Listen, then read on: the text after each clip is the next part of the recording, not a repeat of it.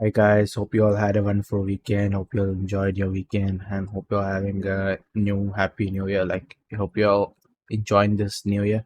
And I'm just using this avatar because I'm sick right now at the moment, and I'm just recording this with my old avatar that I built a long time ago. It's a VTubing avatar. So yeah. Anyways, today's I'm gonna talk about, as you know from the title, not a Sherlock Holmes game. And it's not a Sherlock Holmes game in the aspect, like obviously it's a detective game. It's not a detective game, but it has it's a fixed story, and it's basically playing Sherlock Holmes on easy mode. And some people might like it, some people might not like it, and it's completely subjective. So yeah. So the game that I'm gonna talk about is Agatha Christie's Murder on the Oriental Express. You might have heard this name before because it was a very popular book, and obviously it had a popular adapted movie to it as well. And it also has a game. The game released in 2023, and for that time, I mean, it's not supporting the best of the best graphics. Obviously, it measures off when it comes to facial expressions and stuff like that. And in environment, I would say it has a certain art style to it. It's not super bad, like it's not unpleasing to the eye, but it is not super good as well at the same time. Like, and the character design, they have a certain art style to them. It's okay, it's workable. As I mean, the story is really good because it's a well written book. But the thing and my problem that the problem that all like other people that played the game along with me, like, see, I love the story because overall the story is a good. It is confusing. I didn't expect this twist and turn and stuff like that. Like getting accused, searching the thing, finding a conclusion, thinking that's the right conclusion, then finding out that there's more to it. There's more to it. There's more to it. Like it keeps going on and on and on. And there's a lot of twists and turns to it. But I think a lot of people don't like this game because of how linear this game is, and how easy this game is, like how accessible this game has been made. Like if you choose a wrong option, you just get to, like, it is there's this like there's a dialogue that prompts you, that like a subconscious mind talking to you, telling that, oh, I don't think this is the right answer, choose the correct answer. So it's basically telling you that you cannot choose the wrong answer. See, other games which are, like, I would say the story based games which are multi-choice games, are more like, okay, you choose the wrong option, you get a wrong consequence, you get a bad ending, but it doesn't allow you to do that. So in that case it's kind of restricted. But at the end of the day, it's a linear based story game with obviously a fixed writing, but like it has a source material. And I've not read the book, but as much as I've seen the summary of the book, it remains faithful to the book. And I would say it's better than the movie because the movie was like shrink down to 1.5 hours, or I think 1.7 hours. So the story is not a lengthy movie, and I don't know how they captured the whole story in that amount of time. Because I'm telling you, I played this game and I completed this game in 14.9 hours, and that's like a whole, like half a day, you know what I'm saying? That's not a short time. That's a huge game. That's a huge game. So, and this game has been divided into what you call chapters. So there are a total of 13 chapters, and each chapter shows a scenery, or like shows a they've divided the case into multiple parts. First, obviously, is introducing who Hercules is. Hercules is a Belgium-based. I think he's Belgium, right? Belgium-based detective. But the thing is, like, this a novel is not written by like a Belgium or like a French person. This novel is written by Agatha Christie, who is an English writer. But they are characters that are well described, and like it doesn't feel like they are stereotyped. Like obviously there are certain accents that are voiced like the particular way that people think they are, like certain words are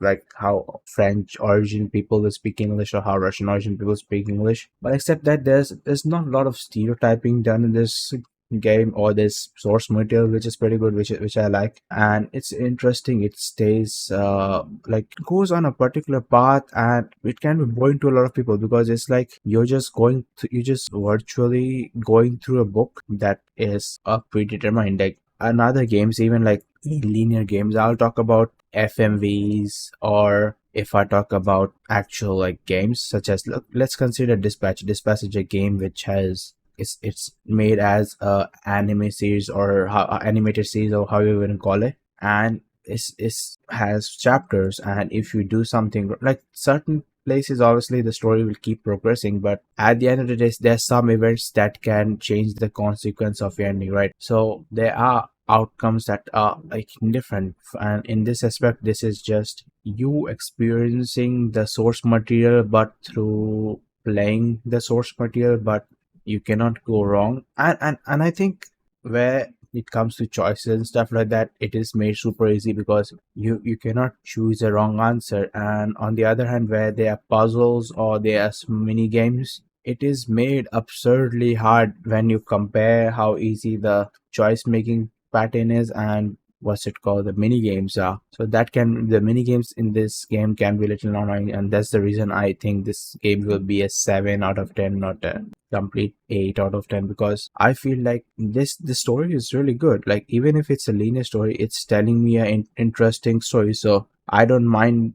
Even in the Steam listing, it's never mentioned that it's a multi-choice game, but it's a linear based exploration game. So I guess people have, like, when people have just built expectations when they are games like this which tell a certain story, that they are have linear multi-choice, but it doesn't mention that it has multiple endings or multiple choices. It's just book given you in the form of a video game where you can experience the story through two characters basically. In this, first is Hercule, obviously the main detective power, Hercule power, and second is this USA detective. I forgot what her name was, but yeah. Anyways, that doesn't matter anymore. But you get my point basically. Yeah. So, oh yeah, Jonah Locke.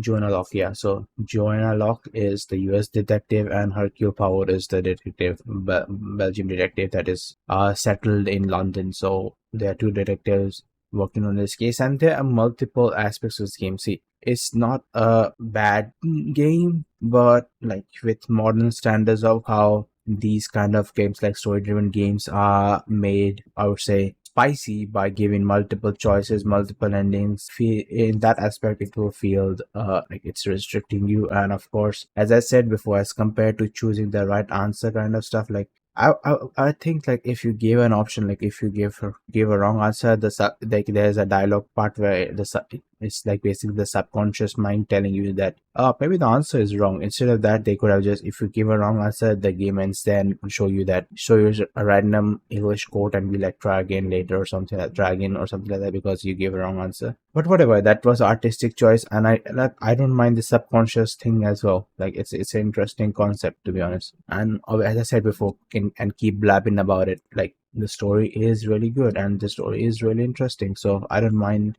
the story being linear. So in my opinion, I think you can try this game for people who are in South Asia or Southeast Asia. It can be a bit on the expensive side. It's 1666, especially for gamers, like younger gamers who are middle class and stuff like that. It can be a bit on the expensive side, dude. So you can wishlist this game, and if this game goes as low as, I think I bought the complete collection for 3,000 or something. Like, there was a, like, the complete Agatha Christie collection for 3,000 or something. So, or less than 3,000. I don't remember the exact price, but yeah. So this game, you can get as low as 800 or something, some in middle of, like, some value around that. So for 800, it's okay. I think it's better than a lot of games. And despite you like being a linear story, and once you solve it, you already know everything, I still think it's a fun game that I would like to play again, because I like it. I just think the story is just interesting. It just entertains me, and at the end of the day, a game is an entertainment medium, and if it entertains me, it's fun for me. It's a thumbs up from me. Like, it's a thumbs up from my side. And I've said before, like, this, as I've said, the rating that I'll give for this game is 7.7 out of 10. So that still remains a rating for me. The reason that it doesn't get an 8 is because, as I've mentioned, it doesn't have multiple choice, and doesn't handle the choosing the wrong answer correctly, and obviously the mini game being super annoying in my opinion. But other than that, I really enjoyed the game, really had fun playing the game. And if you're a person that enjoyed reading the book, you also might enjoy playing the game itself. So I put the link of the game in the description for the Steam page, obviously, because I bought this game on Steam and Steam gives wonderful sales and I like using Steam. So if you're interested in buying the game, you can go to the link and you can buy the game if you want, or you can wishlist this game, wait for a sale. I think that it will be upcoming sale because every season, like every climate season, there is a sale, so you can wait for the sale or any upcoming sale. If you're lucky, the publishers Microids might have their own sale or something. Whenever there's a sale, you can check this game out, and if you find this game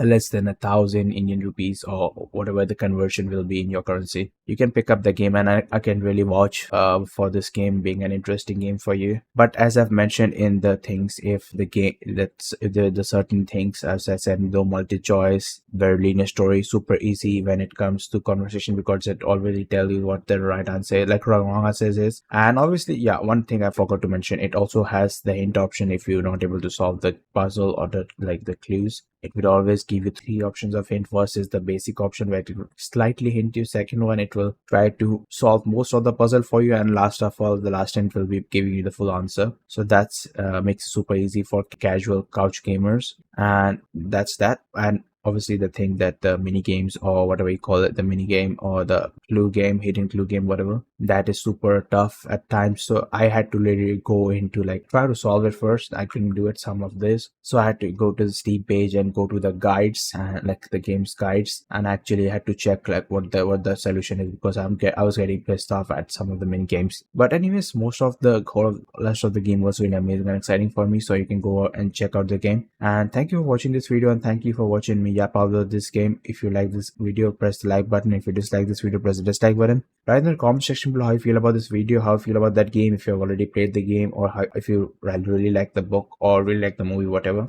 Write down anything in the comment section below. And if you have any video suggestions, if you want to talk about gaming or anything, write down in the comment section below. Write anything in the comment section, and subscribe to the channel if you really like my content. And if you feel like supporting me through donation, you can also donate me through UPI. UPI is available for certain countries including India, and there is a buy me coffee as well for people who don't have UPI in their countries as well. If you want to support this channel, no pressure, no compulsory requirement. You can still enjoy the video without paying a single dime. And hope you all have a wonderful day ahead. Take care, stay safe, and peace out.